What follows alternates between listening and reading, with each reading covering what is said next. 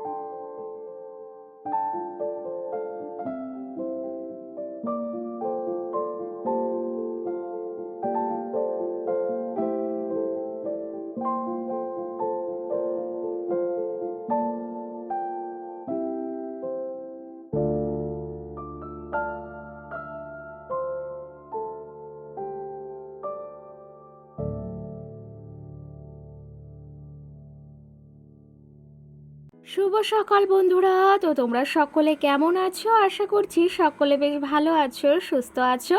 আজ নতুন একটি ঝলমলে ব্লগে তোমাদের সকলকে জানাই অনেক অনেক ভালোবাসা।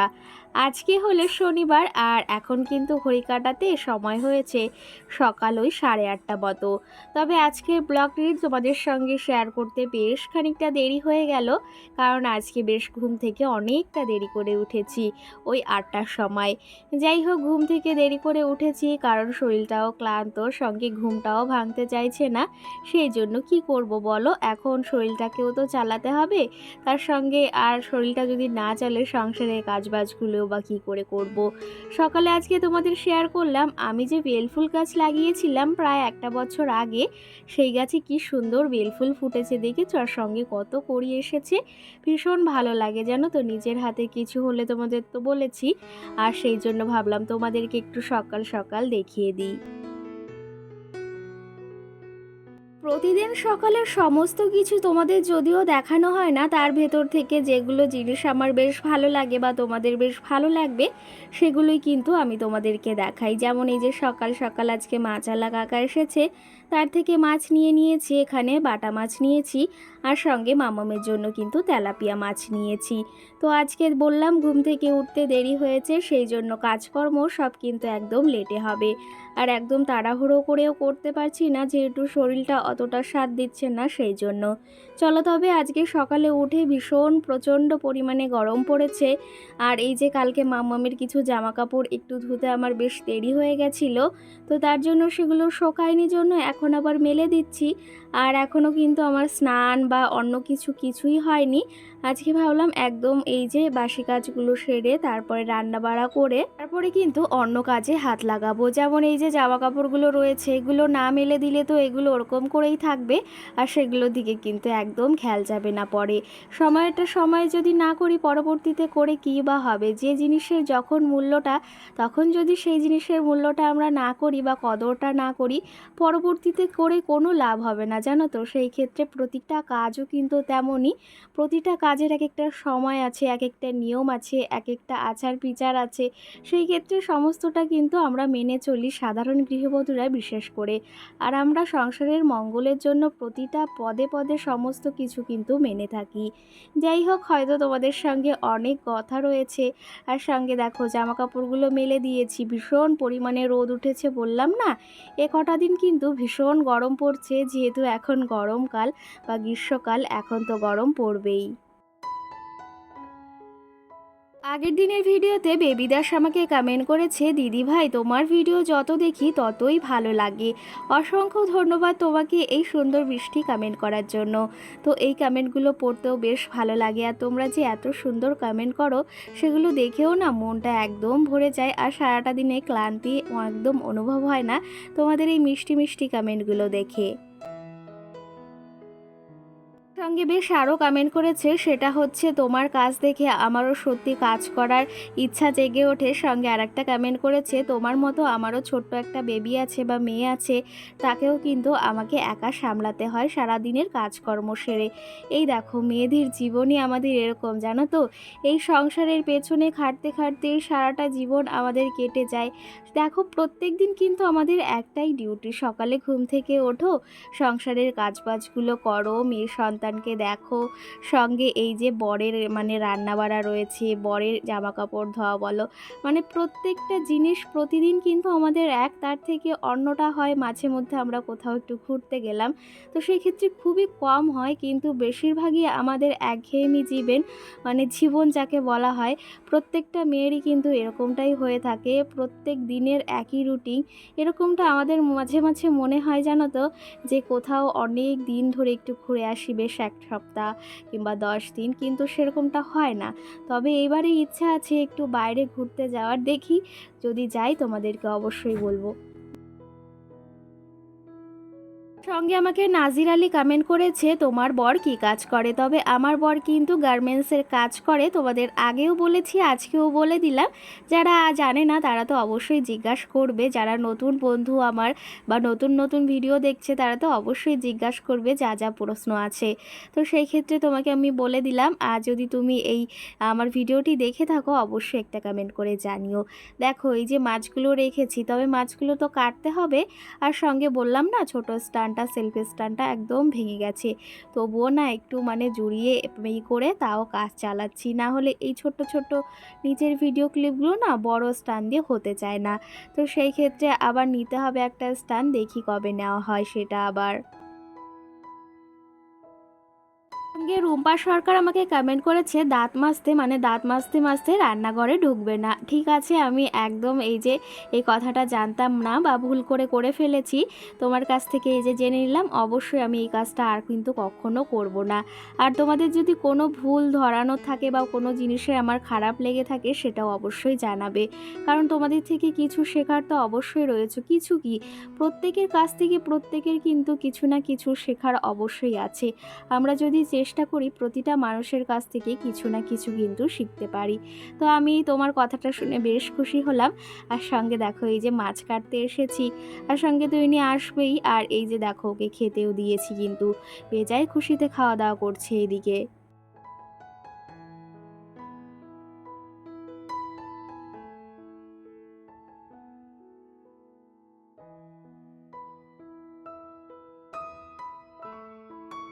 সঙ্গে আমাকে আরেকটা বোনও কমেন্ট করেছে, দিদিভাই তুমি কি এই টাকাটা ওই যে কাজ করে পেয়েছো সেটা একটু জানিও। তো হ্যাঁ গো, এই টাকাটা কিন্তু আমি কাজ করেই পেয়েছি, আরও কিছু পেয়েছি, তবে আমি পুরোটা আমার লক্ষ্মীর ভাঁড়ে রাখিনি, কারণ কি বলো তো, সবসময় একটু পয়সা কড়ি হাতে রাখাটা উচিত, একদম শূন্য হাত রাখাটাও উচিত না। কখন কোন প্রয়োজনে টাকা পয়সা প্রয়োজন হয় সেটা কি বলতে পারি। আর আমি হাতে কিছু না কিছু রেখে দিই, কারণ আমার ছোট্ট বেবি রয়েছে, তার যখন কোনো কিছু খেতে হবে সেটাও আমি কিনে দিতে পারবো। আর এই একটু একটু করেই তো বলো, এই যে বিন্দু বিন্দু থেকেই সিন্ধু তৈরি করতে হয়। আমাদের মতো মধ্যবিত্ত ঘরে কিন্তু একবারে কোনো কিছু জমানো সম্ভব নয়, সেটা গয়না বলো বা পয়সা বলো, যা কিছুই বলো না কেন, একটু একটু করেই কিন্তু সর্বশ্রেষ্ঠ, বা একটু একটু করেই কিন্তু বাড়ে। তো আমি সেটা মনে করি, আর তোমাদের কি মনে হয় সেটাও জানিও। তবে কি জানো তো, আমাদের মতো পরিবারে ওই একবারে বড় স্বপ্ন দেখাটা কি বলবো, সেটা পূরণ হবে না কখনো, কিন্তু অল্প অল্প করে একদিন না একদিন পূরণ হবে। তো বন্ধুরা, সকালের সমস্ত কাজবাজ সেরে নিয়েছি, আর এখন দেখো ভাত নিয়ে বসে গেছি। কি কি রান্না হয়েছে তোমাদের তো দেখিয়েই দিলাম। আর এখন হচ্ছে এই যে খেতে বসেছি। এখন ঘড়ি কাটাতে 11:30 বাজে। আজকে অনেকটা দেরি হয়ে গেছে, বুঝতেই পারছো, দেরি করে ঘুম থেকে উঠলে সমস্ত কিছুই কিন্তু দেরি করে হয়, আর শরীরটা অতটা ভালো নেই, তবুও সমস্ত কিছু করতে হবে। রান্না বাড়া সেরে এখন খেতে বসেছি। মাম্মামকেও স্নান করিয়ে দিয়েছি, ওকে এখন শুধু লেবুটা খাওয়াবো। আজকে ভেবেছি আগে স্নান করিয়ে দিই, তারপরে ওকে খাওয়াবো। আর বাইরে ভীষণ আওয়াজ হচ্ছে, একটু তোমরা মানিয়ে গুছিয়ে নিও, যেহেতু বাচ্চা কাচ্চারা খেলাধুলা করছে সেই জন্য। তো চলো, তবে আজকে পাট শাক রান্না হয়েছে, তার সঙ্গে রান্না হয়েছে বাটা মাছ দিয়ে সর্ষের বাটা, আর সঙ্গে মামামের তরকারি হয়েছে, আর শশা আর আম রয়েছে। গাছের আম বেশ পেকে গেছে, তার জন্য আম কেটেছি, ভেবেছি খাবো। আর সঙ্গে ওষুধ তো রয়েছে খাওয়ার পরে। তো যাই হোক, বাইরে ভীষণ আওয়াজ হচ্ছে, সব বাচ্চা কাচ্চারা খেলাধুলা করছে, আর আমি এখন খাওয়া দাওয়া করবো, সঙ্গে মামামকেও খাওয়াবো। আমি আগে খেয়ে নিই, কারণ ওষুধটাও খেতে হবে, তাও অনেকটা দেরি হয়ে গেছে। চলো খাওয়া দাওয়া সেরে নিই, তারপর তোমাদের সঙ্গে কথা আছে, সঙ্গে কাজ বাজারও রয়েছে দুপুরে, সেগুলোও শেয়ার করবো। আজকে নয়, আজকে সকালের কিছু শেয়ার করিনি, চলো দেখতে থাকো।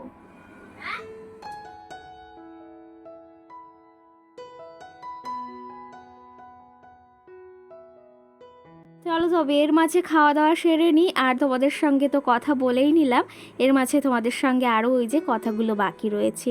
তো ওই যে বললাম না, কিছু কিছু দিয়েই কিন্তু একটু একটু বেশি করে তৈরি হয়। তবে কি জানো তো, ওই যে একবারে তৈরি করাটা সত্যি অনেকটা কষ্টের একটা ব্যাপার। তো সেই ক্ষেত্রে একটু একটু করে যদি আমরা গোছাই, তাহলে কিন্তু ওই যে বললাম বিন্দু বিন্দু থেকে সিন্ধু তৈরি করতে হয় আমাদের মতো পরিবারের গৃহবধূদের। আমি কিন্তু এরকমটা নিয়ম মেনেই কিন্তু বিন্দু বিন্দু থেকে সিন্ধু করি।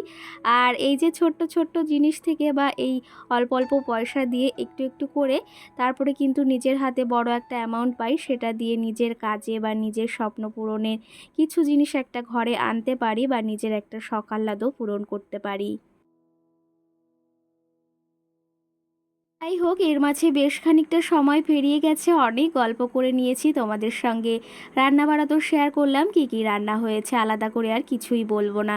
চলো তবে এদিকে এখন ওই যে 12টা মতো বাজতে গেছে, মাম্মামকে লেবুর রসটা খাইয়ে দেব। আর সঙ্গে এখানে দুটো লেবুরই রস করেছি, আমি জুস বের করেছি, কারণ লেবুগুলো বেশ ভালো, দেখতেই পাচ্ছ বেশ খানিকটা জুস বের হয়েছে। আর সঙ্গে ভেবেছি একটু বাদে আপেল কেটে দেব, এখন লেবুটা খা, তারপরে যখন ভাত খাওয়াবো তারপরে ওই যে ইয়েটা দেব, আপেলটা কেটে দেব। এদিকে দেখো মাম্মামকে চলো এখন খাইয়ে দিই, বাদ বাকি কথা পরে হচ্ছে। আমাকে পায়েল বনু কমেন্ট করেছে, দিদি ভাই খুব তাড়াতাড়ি তোমার বাড়ি থেকে একদিন ঘুরে আসবো, অবশ্যই এসো, ভীষণ ভালো লাগবে, আর তোমরা আসলে আমার তো অবশ্যই ভীষণ ভীষণ ভালো লাগবে। তো এই জিনিসগুলো কি বলা লাগে বলো? তো অবশ্যই তুমি কমেন্ট করে জানিও যে কবে আসবে, সেটা জানিও, যদি আমি বাড়ি না থাকি সেটা একটা ব্যাপার রয়েছে। চলো তবে এখন দেখো সন্ধ্যা হয়ে গেছে, আর যেহেতু জ্বর জ্বর মুখে একটু মানে টক টক জিনিস বা ঝাল ঝাল জিনিস বেশ ভালো লাগে। তোমাদের দাদাভাইকে ফোন করেছিলাম, বললাম একটু ফুচকা নিয়ে আসো। তো এখানের এই ফুচকাটা ভীষণ ফেমাস, তো এখানে ফুচকা এনেছে, সঙ্গে টক জলটা দেখে না আমার এখনই মনে হচ্ছে জিভে জল চলে আসছে। আর সঙ্গে আলু মাখাটা না দারুণ করে। তো চলো, আর সঙ্গে না এদিকে ঘুগনিও আনা হয়েছে, মাম্মাম বায়না করছিল, তবে খায় তো না, ওই শুধু আনাই বাহার। আর আমারও একদম মানে ঘুগনিটা খেতে ইচ্ছা হচ্ছে না, শুধু ফুচকাটার জন্যই আমি বলেছি। চলো, এদিকে সমস্ত কিছু রেডি করে নিয়েছি, তোমাদের দাদাভাইও এসেছে, খাওয়া দাওয়া করব, তারপরে তোমাদের সঙ্গে তো গল্প আরও অবশ্যই করব।